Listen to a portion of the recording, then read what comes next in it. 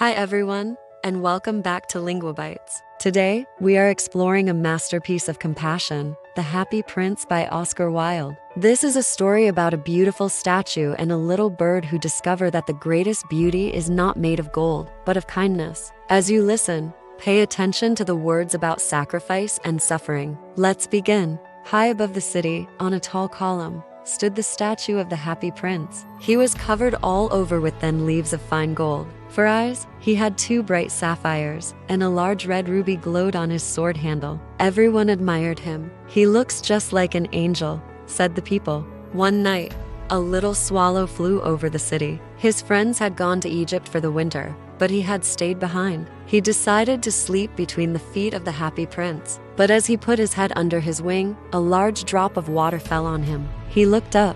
The Happy Prince was crying. "Who are you?" asked the swallow. "I am the Happy Prince," the statue replied.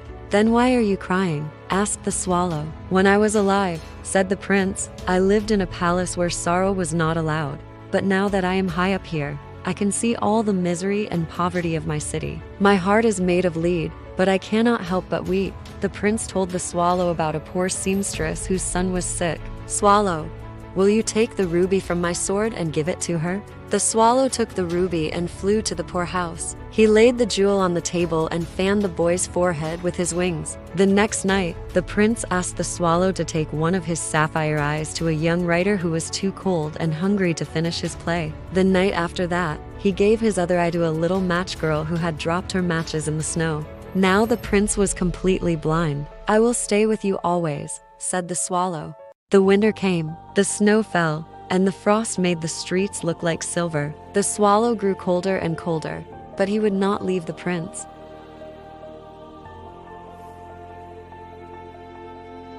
The prince asked the swallow to take off his leaves of gold, one by one, and give them to the poor children in the city.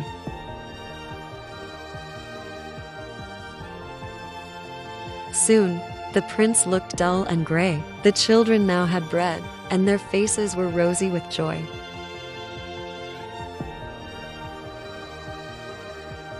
Finally, the swallow knew he was going to die. He kissed the prince on the lips and fell down dead at his feet. At that moment, a strange crack sounded inside the statue. The lead heart had broken into 2.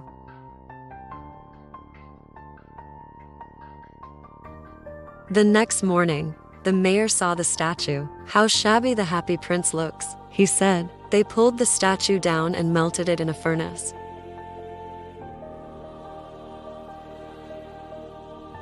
But the broken lead heart would not melt. They threw it on a dust heap, right next to the dead swallow.